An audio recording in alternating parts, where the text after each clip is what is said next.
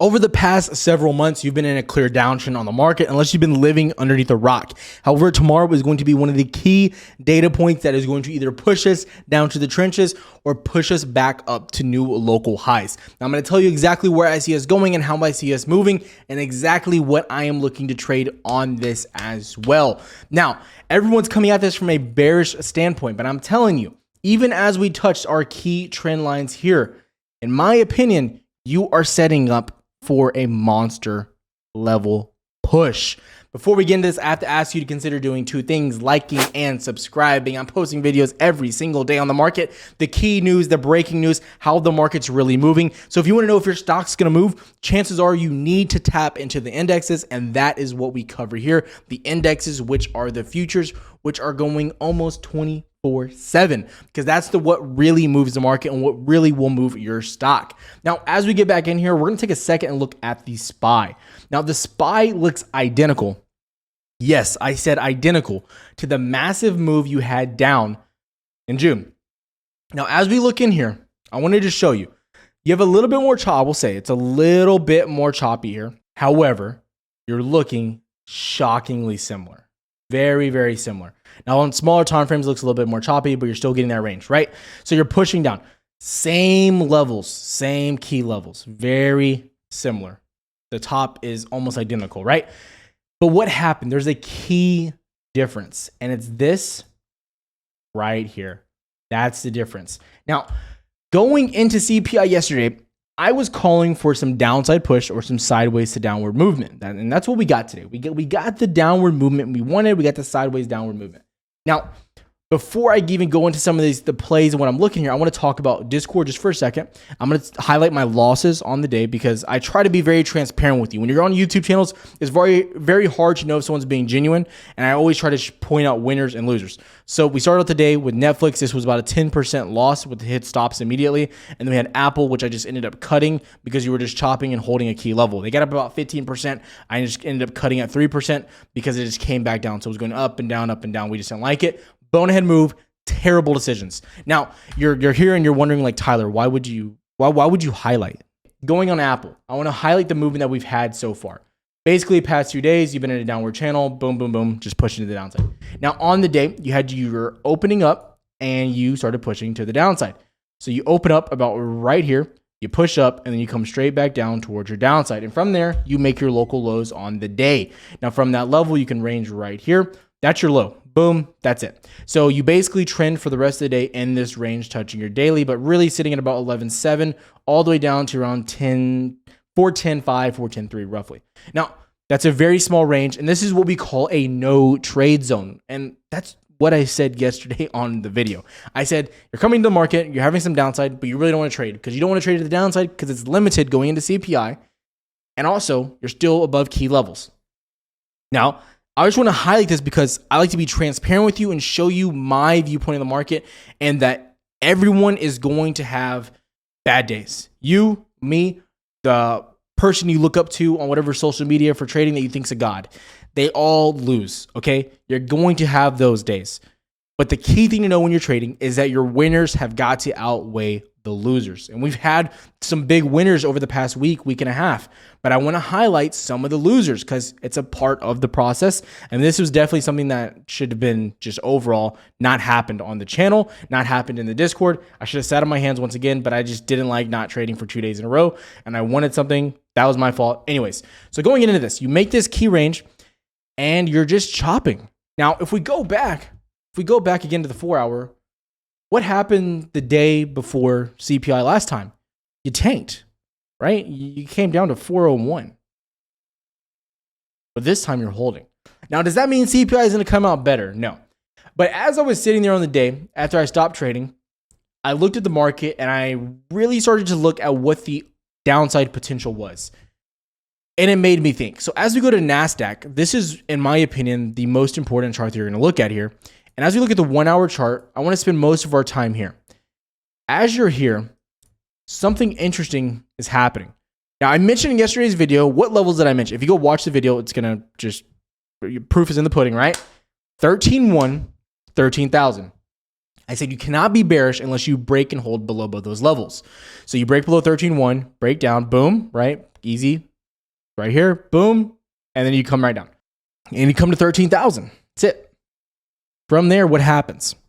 For roughly 5 hours, people, 5 hours, you hold the support at 13,000, 1298, nonstop.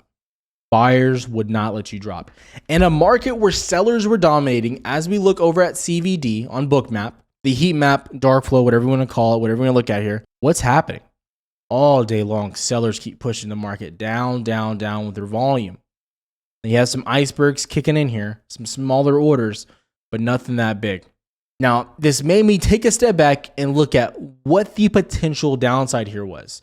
Something that I haven't considered.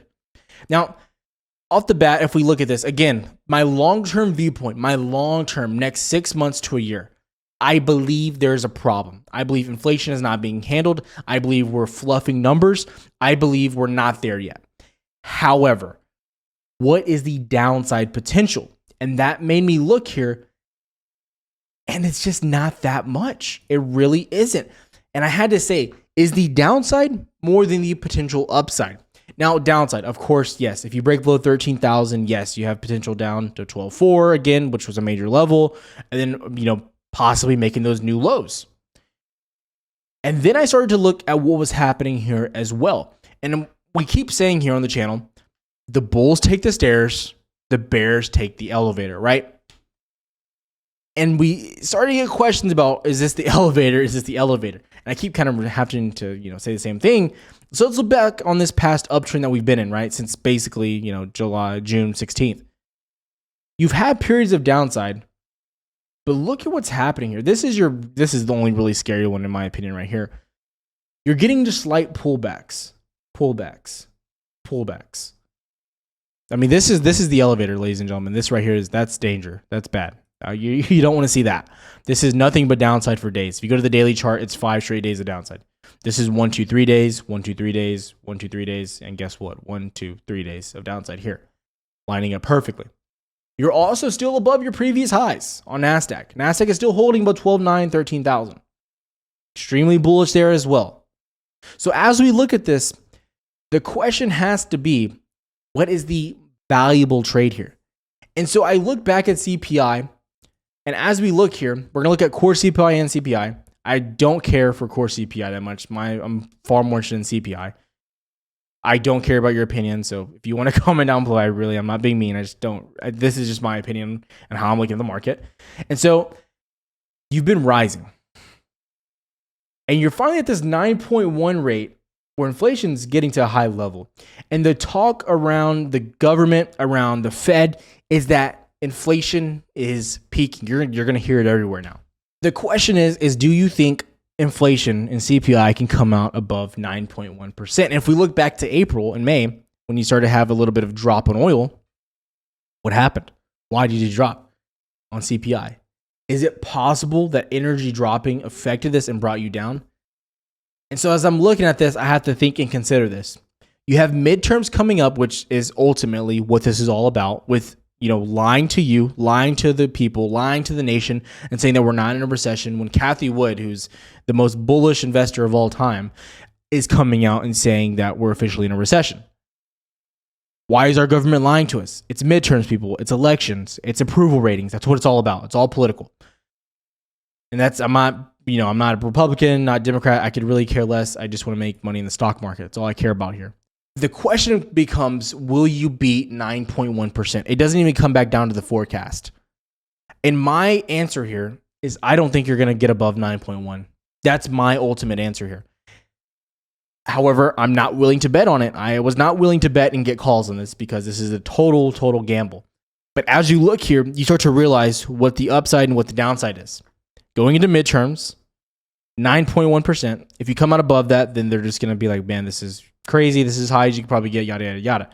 You come up below this, let's say you come out at 8.8, right? Let's say you come out at 8.8 here, what the previous forecast was, or even 8.9. You're going to start seeing this thesis from everyone, from the Fed, from the government, from everyone. They're going to start saying inflation has peaked. And once I started thinking about this, it started to line up. As you come into Q3, which we all know, end of the fiscal year, we have the midterms, the big election stuff coming up. It just makes sense, in my opinion.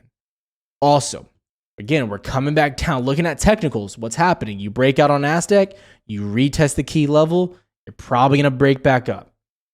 Now, this is all just my opinion on the market. This is probably the most opinion-based video that I'll ever make. I usually go strictly based on what's happening and how I see us moving in stocks I'm liking. But today I had to make a video specifically on this. And as you look at this, in my opinion, it'll just keep making more and more sense as you keep going down the rabbit hole. Looking at SPY, looks shockingly similar, but no sellers are to be found, and you're actually pushing up in after hours. Very similar. Going over to junk bonds. One of the only bearish things on the market was junk bonds, in my opinion. The only bearish thing on the market. But you're still at a key level. You haven't broken down. Previous highs, same level. You're holding it. You're like a champ. Nothing else but that. You just are. Right? So as you come into this, you are at a very neutral point. But if I'm looking at this at upside versus downside, I believe the upside is there. However, if by some chance you come out and beat and, CPI comes out gross and where you start having inflation problems, which we should have inflation problems, you have to anticipate you start to break down. So what am I looking at? If CPI comes out negative, I'm looking for a break of 13,000. If you break and hold, especially this monthly level, which is about 1298. So what are we looking for? This right here. We're looking for a push towards the downside, a break back up, and then boom, the retest is where you're looking to short. However, what I will say is you most likely will not get a retest. Just not going to happen. Very unlikely with the volatility that will kick in here from this CPI data pool. Just going back down to September, you can see it as well. I mean, back to June, you can see it was just straight downside. Yeah, a little bit of upside, but not that much. So I'll have to keep you guys updated and post on Twitter. Again, I was posting on Twitter quite a bit. If we're coming back, you can see I posted how you closed it out pretty strong on SPY and ended up holding those levels. Now, you do have people going very bearish on the market. If we look at the SPY, the biggest orders on the day, I do want to highlight this. As you go into SPY, it's not pretty. I'm just going to tell you that. The biggest orders on the day, lots of puts. Basically, everything over $1 million was puts besides one contract you had right here. Just saying, pretty terrifying. Going into Qs, which has been the highlight of the market. You had a block order here, which is most likely a hedge, and then all your sweeps coming in that are bigger orders, but you do have some calls coming in here, which are just decent. VIX as well, which we need to highlight again, but you're still sitting in the median range there.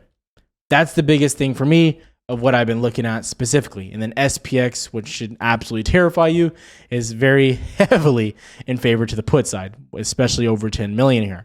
So looking in this, I will say people are hedged, people are leveraged, and there's people betting on the downside. However, I wouldn't let this fool you into thinking that everything is bet heavily on the downside as far as this possibly just being a hedge. I mean, this is a disgusting position right here. That's 105 million on puts. That's just absolutely bonkers if you're really looking at that. But overall, looking at the market, you're in a very neutral point, and you have to understand going into this, you have to react to what the market's going to do.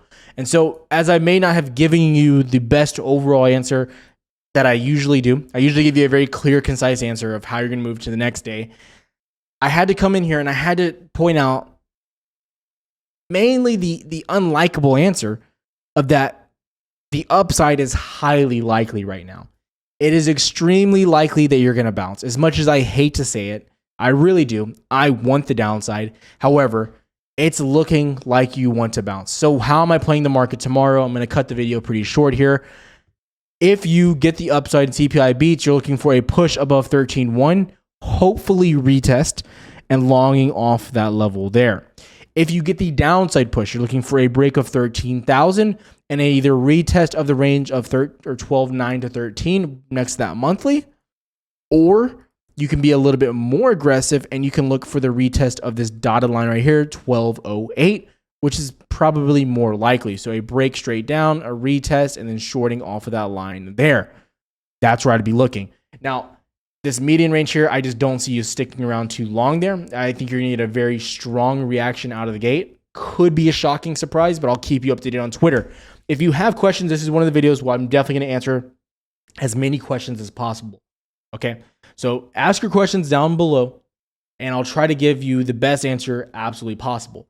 As well, we have the Astros playing tonight for the showdown of Texas. Get the Rangers versus the Astros. If Altuve hits a home run, I will be giving out 5 free subscriptions to the Discord. So make sure you're commenting down below. Someone who comments will get a giveaway. We'll give away 5 of them to full 5 random people. I'll notify you on Twitter, so make sure you're on Twitter.